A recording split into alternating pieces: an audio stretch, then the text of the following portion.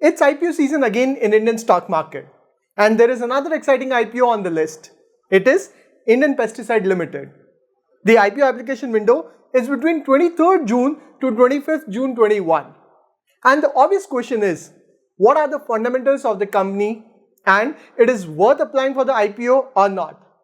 Hello friends, my name is Sahil and this is my Personal Finance Academy where I explain everything about money management in layman's language. In this video, we will try to cover the business of Indian Pesticide, its key strength, competitors, key risk and future growth. Then we will cover the financials to understand the fundamentals of the company. And then we will look at the IPO details along with valuations to decide if it is worth applying for the IPO of Indian Pesticide Limited or not. In case you want to learn more about stock picking, you can explore my video course. Alright, let's get started. Established in 1984, Indian Pesticide is an agrochemical manufacturer in India.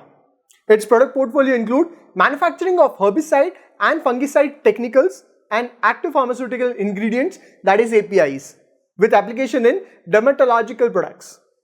So technicals are basically an active ingredient that is used to manufacture the agrochemical. It also manufactures herbicide, insecticide and fungicide formulations. Formulations are end product made up of various active ingredients and chemicals. Indian Pesticide is among the fastest growing agrochemical companies in India in terms of volume in FY20. Indian Pesticide is also the sole Indian manufacturer and among the top 5 manufacturers globally for several technicals such as Folpet and thiocarbamate herbicide. As of September 20, the technicals are exported to 20 countries in the world, and it is also the major contributor in revenue with almost 70 to 80% contribution in total sales. And remaining contribution is from formulation business. Its promoter and chairman is Mr. Anand Swarup Agrawal. He has over 35 years of experience in the agrochemical sector. The senior leader of the company are associated with more than 20 years with Indian Pesticide Limited. If you look at the key strength of the company, its first strength is strong R&D. It has a dedicated R&D team which comprises of PhDs, master graduates in chemistry and biotechnical engineers. Next strength is strong relationship with top agrochemical companies.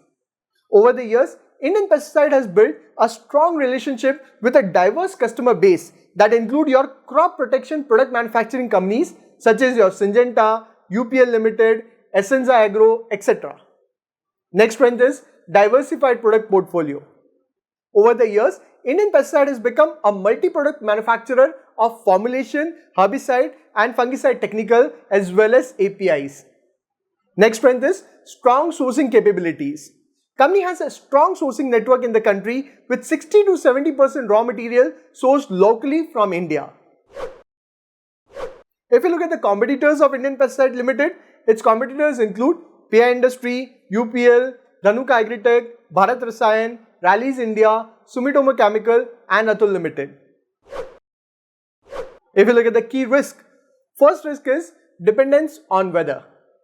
Indian Pesticide is engaged in the manufacturing of agrochemical technicals and formulation, and hence its business is sensitive to weather conditions such as drought, floods, cyclones and natural disaster.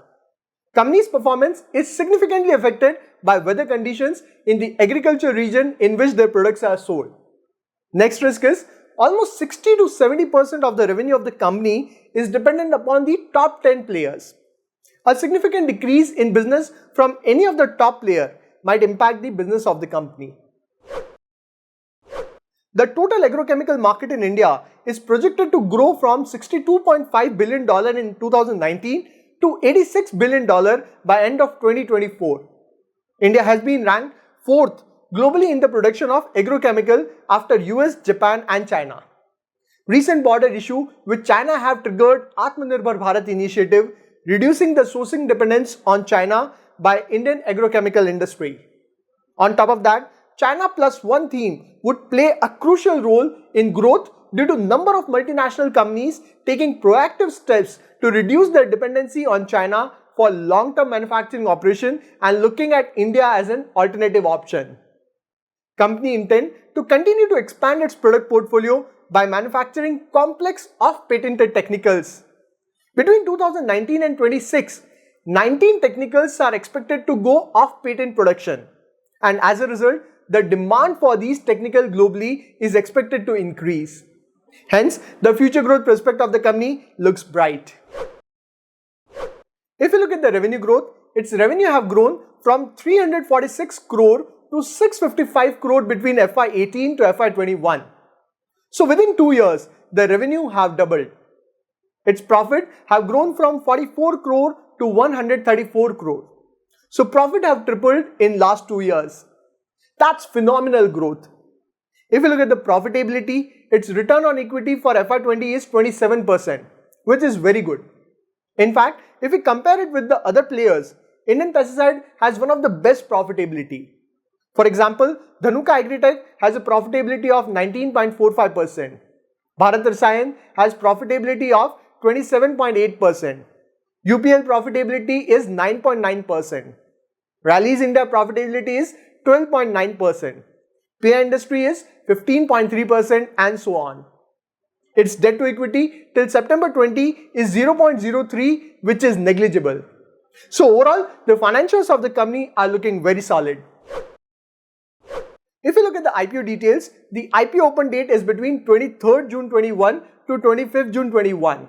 IPO price band is between 290 rupees to 296 rupee. The total market lot is of 50 shares at a face value of rupees 1.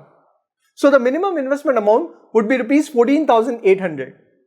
The issue size is of 800 crore, out of which there is a fresh issue of rupees 100 crore and remaining 700 crore is offer for sale, where promoters are diluting their shareholding. After the IPO, promoter stake would reduce from 82.68% to 72%. This money raised from the IPO would be used to finance the working capital requirement of the company and meet the general corporate expenses. Now the most important part, that is the valuation. At a price band of rupees 296, Indian Pesticide Limited is valued at a price to earning of 24. Now that is very interesting. Indian Pesticide is one of the fastest growing agrochemical company and the valuations are looking very attractive. In fact, if you look at the peers, PI Industry is trading at a PE of 57. UPL is trading at a PE of 20. Dhanuka Agritech is trading at a PE of 21. Bharat Rasayan is trading at a PE of 35. Rallis India is trading at a PE of 31. Sumitomo is trading at a PE of 57. And Atul Limited is trading at a PE of 40. So from the valuation point of view, Indian Pesticide is trading at much lower valuation than the peers.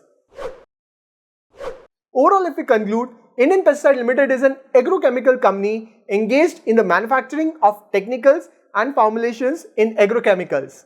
It has a strong leadership with more than 35 years of experience in the industry. It is an R&D focused company with good relationship with top players in the agrochemical industry along with worldwide reach in 20 countries. Its financials are looking solid with high growth and high profitability and negligible debt levels. The future growth prospect also looks solid due to government focus on Atmanirbhar Bharat and China Plus One theme. Overall, it is a fundamentally strong company and the IPO valuations are also looking very attractive at a PE ratio of 24. After a long time, we have seen a fundamentally strong company also available at attractive valuations. So I would be applying for the IPO of Indian Pesticide for a long-term perspective. This IPO should also get a very good response and there should be a very good listing gain as well, provided the market situation is stable.